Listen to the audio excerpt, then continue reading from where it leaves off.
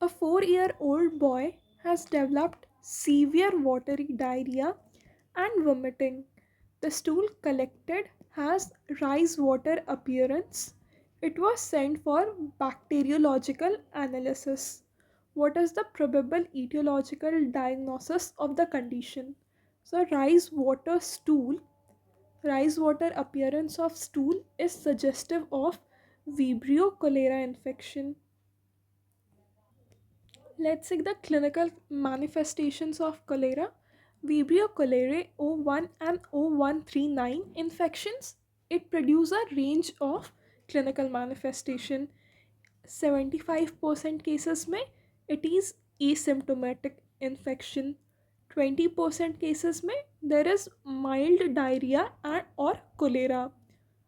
In 5% cases, it is known as cholera gravis, that is, sudden onset of explosive and life threatening diarrhea. ठीक है, तो 75% cases तो asymptomatic होंगे, 20% cases में mild diarrhoea होगा और 5% case will be life threatening diarrhoea. Incubation period is 1 to 2 days, that is 24 to 48 hours. The common manifestations are: number 1, watery diarrhea. So there is painless watery diarrhea which may become very voluminous. And the stool will have a rice water appearance. ठीक है, मतलब the stool होगा, it will be non bilious, slightly cloudy and watery, and it will have mucus flakes. और इसका order कैसा होगा? Fishy inoffensive order. ठीक है, तो स्टूल कैसा लगता है? जैसे कि जिस पानी में राइस को वॉश करते हैं उसके जैसा स्टूल लगेगा. ठीक है, that is non bilious, slightly cloudy with mucus flakes, and the odour will be fishy and inoffensive. ठीक है, ये एक बैक्टीरिया के कारण हो रहा है, but we need to remember क्योंकि ये नॉन इन्वेसिव है तो कोई भी ब्लड नहीं होगा, कोई भी पस सेल्स नहीं होगा स्टूल में. ठीक है, स्टूल में ब्लड्स नहीं होंगे, पस सेल्स नहीं होंगे, and stool will have rice water appearance. ठीक है, vomiting may be present but fever is usually absent. ठीक है, फीवर इज़ एब्सेंट, वोमिटिंग हो सकता है, मसल क्रैम्प्स हो सकते हैं. ठीक है, why? Because of electrolyte imbalance.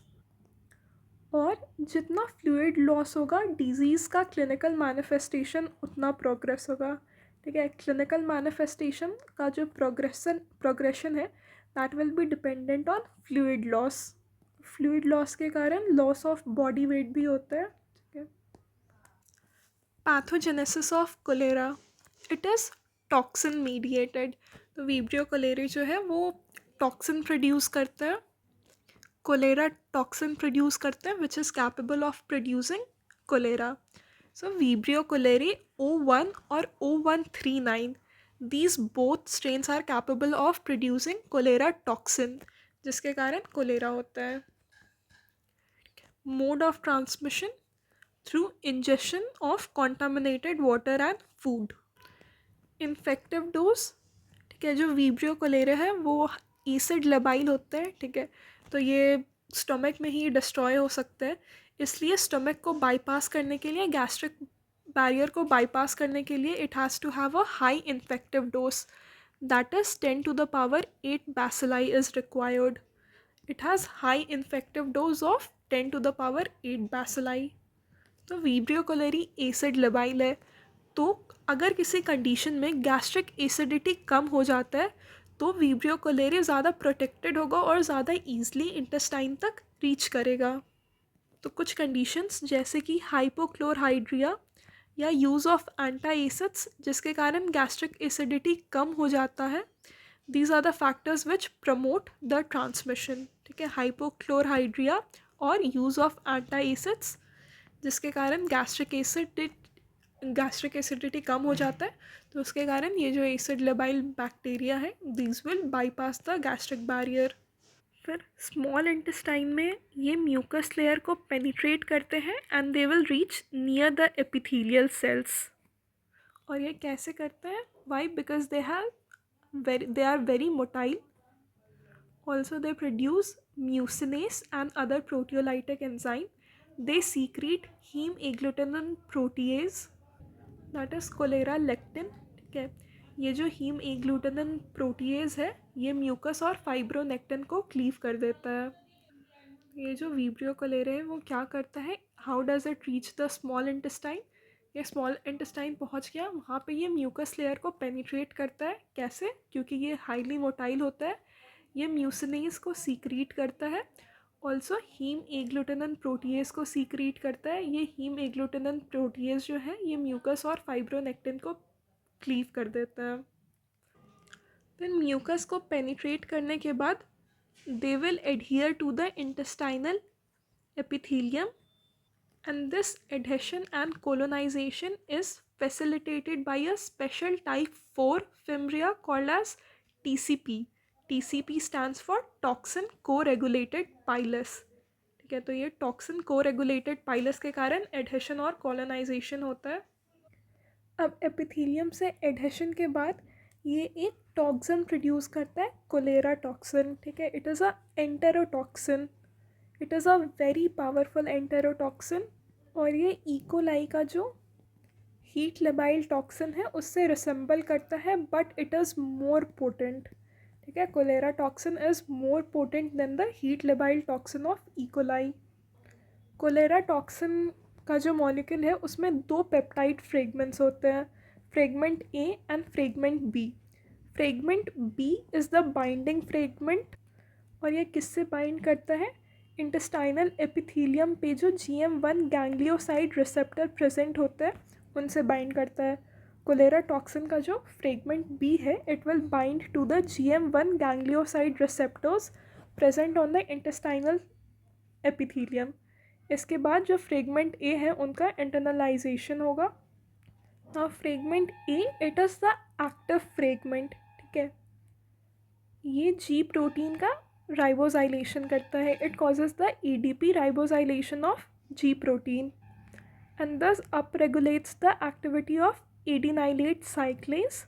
ठीक है, जिसके कारण जो इंट्रासेल्यूलर कैंप है उसका एक्यूमुलेशन होता है. ठीक है, तो fragment B is the binding fragment. ये GM1 गैंग्लियोसाइड रिसेप्टर से बाइंड करता है जिससे फ्रेगमेंट ए का इंटरनलाइजेशन होगा. फ्रेगमेंट ए एक्टिव फ्रेगमेंट है, ये जी प्रोटीन का ADP राइबोजाइलेशन करता है जिससे एडेनाइलेट साइक्लेज का एक्टिविटी अप रेगुलेट होता है. ठीक है, इसके कारण जो साइक्लिक AMP है वो अक्यूमुलेट करेगा. ये साइक्लिक AMP क्या करता है, सोडियम के एब्जॉर्प्शन को इनहिबिट कर देगा और क्लोराइड के सीक्रेशन को इंक्रीज़ कर देता है जिसके कारण ल्यूमेन में NaCl का एक्यूमुलेशन हो जाता है. ठीक है, सोडियम के एब्जॉर्प्शन को इनहिबिट करता है, क्लोराइड के सीक्रेशन को एक्टिवेट कर देता है जिसके कारण ल्यूमेन में NaCl इंक्रीज़ हो जाएगा. ठीक है, it inhibits the absorptive sodium transport in the villus cell and activates the secretory chloride transport system in the crypt cells जिसके कारण लूमेन में NaCl इंक्रीज़ हो जाएगा. अब ऑस्मोलालिटी को मेंटेन करने के लिए water will move passively into the bowel. ठीक है, तो वाटर भी मूव हो रहा है, NaCl था तो it will lead in the accumulation of isotonic fluid and this will result in watery diarrhoea. और फ्लूइड और इलेक्ट्रोलाइट के लॉस के कारण शॉक होता है और एसिडोसिस होता है. ठीक है, acidosis is due to the loss of bicarbonate and shock is due to profound dehydration. ठीक है, तो कोलेरा में सीवियर डायरिया होता है, सीवियर वाटर लॉस होता है, तो प्रोफाउंड डिहाइड्रेशन के कारण शॉक हो सकता है और बाइकार्बोनेट के लॉस के कारण एसिडोसिस होता है. ये जो कोलेरा टॉक्सिन का जीन है that is CTX, it is phage coded. मतलब ये जो जीन है it is encoded by a filamentous bacteriophage which is then integrated as a prophase in the Vibrio cholerae chromosome. Other virulence factor of Vibrio cholera are zona occludens toxin. ठीक है, ये zona occludent toxin जो tight junctions है mucosal cells के बीच में उनको disturb करता है. Then accessory colonization factors they help in adhesion and colonization. Then bacterial endotoxin LPS, ये जो LPS होता है वीब्रियो कोलेरा का, this does not contribute to the pathogenesis but LPS is immunogenic and is included as a component of the killed vaccine. ठीक है, immunogenic मतलब इम्यून सिस्टम को इनिशिएट करने का कैपेबिलिटी रखता है। That's why LPS is a component of the killed vaccine. Mechanism of action of cholera toxin, cholera toxin का दो फ्रेगमेंट होता है, फ्रेगमेंट ए और फ्रेगमेंट बी। जो फ्रेगमेंट बी है it will bind to the ganglioside receptor, जिससे fragment A का internalization होगा। ये म्यूकस को पेनिट्रेट करके एपिथीलियम सेल्स के पास चले जाएंगे। ये जो फ्रेगमेंट ए है it will cause the ADP ribosylation of the G protein. ठीक है, जिसके कारण जो एडिनाइलेट साइक्लेज है, एडिनाइलेट साइक्लेज का एक्टिविटी अप रेगुलेट होगा। ठीक है, और इसके कारण कैम्प का एक्यूमुलेशन इंक्रीज हो जाएगा। कैम्प का एक्यूमुलेशन होगा जिसके कारण क्लोराइड का सीक्रेशन एक्टिवेट होगा, Na+ का एब्जॉर्प्शन इनहिबिट होगा। तो जो लूमेन में है, लूमेन में Na और Cl ये इंक्रीज़ हो जाएंगे, तो लूमेन में NaCl इंक्रीज़ हो जाएंगे और ऑस्मोलैरिटी को मेंटेन करने के लिए H2O भी लूमेन में चला जाएगा। ठीक है, तो ये सारा जो प्रोसीजर था ये एपिथेलियल सेल्स में हो रहा था और लूमेन में इसके कारण NaCl एक्यूमुलेट कर जाता है और ऑस्मोलैरिटी को मेंटेन करने के लिए H2O भी जाता है। Laboratory diagnosis of cholera, specimens में वाटरी स्टूल या rectal swab is preferred for carriers. ठीक है, स्पेसिमेन में we can have watery stool and carriers के केस में रेक्टल स्वैब। ट्रांसपोर्ट मीडियम में VR medium, that is Venkatraman Ramakrishna medium and Cary Blair medium, and also autoclaved sea water. So transport medium में Ramakrishna medium, alkaline salt transport medium, Kerry Blair medium and autoclaved seawater. Direct microscopy में we will see gram negative rods which are short curved comma shaped. ठीक है, vibrio means comma shaped. ठीक है, तो ये short curved होते हैं, they are comma shaped, so it will have a fish in stream appearance. Vibrio cholerae, they have a fish in stream appearance on gram staining. Hanging drop experiment will show darting motility. ठीक है, so this is how Vibrio cholerae looks on gram stain. It has a fish in stream appearance. ठीक है, they are curved, they are gram negative and they are gram negative rods. Okay, and they are small also. Culture, we can use enrichment broth, selective media and McConkey agar. ठीक है, enrichment broth like alkaline peptone water, Monser's taurocolate tellurite peptone water. ठीक है, enrichment broth like alkaline peptone water and Monser's taurocolate tellurite peptone water are used. Selective media like bile salt agar, Monser's GTT agar and TCBS agar. ठीक है, इसमें yellow colonies दिखते हैं।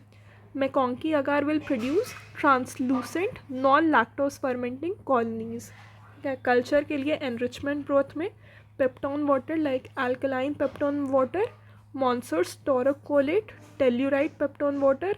Selective media में bile salt agar, Monser's GTT agar and TCBS agar, which will have yellow colonies. McConkey agar will have translucent non-lactose fermenting colonies. Culture smear and motility testing will reveal short curved gram negative bacilli and motility is darting motility. Okay, short curved gram negative bacilli and darting motility. And Vibrio cholerae, they are catalase and oxidase positive. Okay, ICUT test में indole positive होता है, citrate is positive slash negative, urease negative, triple sugar iron agar test is A by A, gas absent, H2S absent. Okay, so catalase positive, oxidase positive, catalase positive, oxidase positive, indole positive, urease negative, citrate positive negative. TSI shows A by A, gas negative, H2S negative. And string test is positive. It produces hemodigestion on blood agar. ठीक है, blood agar पे हीमोडाइजेशन produce करेगा. It is string test positive. Automated methods like MALDI TOF and Vitek are used. Biotyping is done to differentiate classical and EI TOR. Serogrouping is done to differentiate between OI and O139. O1, O1 और O139 के बीच में differentiate करने के लिए serogrouping is done. Serotyping is done to differentiate Ogawa, Inaba, Hikuzima serotypes of serogroup O1. ठीक है, तो सीरो ग्रुप के सीरोटाइप्स के बीच में डिफ्रेंशिएट करने के लिए serotyping is done. What are the serotypes of sero group O1? Ogawa, Inaba, Hikojima. Antigen detection is done by cholera dipstick assay. ठीक है, antigen detection by cholera dipstick assay. Molecular methods में multiplex PCR is there which will detect the common diarrhoeal pathogens. And then antimicrobial susceptibility testing is done. See, this is the hemodigestion produced by Vibrio cholerae on blood agar.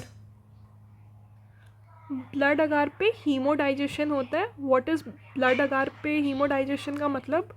That is Vibrio cholerae causes non-specific lysis on blood cells seen as greenish clearing around the main inoculum.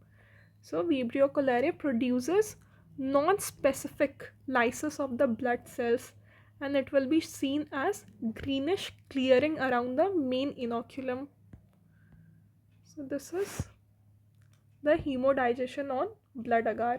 Okay, there is greenish discoloration around the main. TCBS agar, which is a selective medium, it will have yellow colored colonies. तो TCBS का full form क्या है? T stands for thiosulfate, C stands for citrate, B for bile salts and S for sucrose. ठीक है, so TCBS agar it contains T for thiosulfate, C for citrate, B for bile salt which acts as an inhibitor and it has sucrose and a pH of 8.6. This is widely used as present and Vibrio cholerae can ferment sucrose and therefore it will produce large yellow colonies. ठीक है, तो इसमें जो S for sucrose होता है उसको Vibrio cholerae ferment करता है and that's why there are large yellow colonies. This is the string test. String test is positive for Vibrio cholerae. String test के लिए क्या करना होता है? एक स्लाइड पे वीब्रियो के कॉलोनी को 0.5% सोडियम डीऑक्सीकोलेट से मिक्स करते हैं. ठीक है, स्लाइड पे वीब्रियो के कॉलोनी और सोडियम डीऑक्सीकोलेट 0.5% के एक ड्रॉप को मिक्स करते हैं. ठीक है, तो जो सस्पेंशन होगा it loses it's turbidity and become mucoid. और जब इस सस्पेंशन को लिफ्ट करते हैं एक लूप से तो it will form a string. ठीक है, when the suspension is lifted with a loop it forms a string. So this is the loop and this is the string formed. ठीक है, दिस इज द स्लाइड जिस पे we have mixed colony of vibrio cholerae and 0.5% deoxycholate sodium.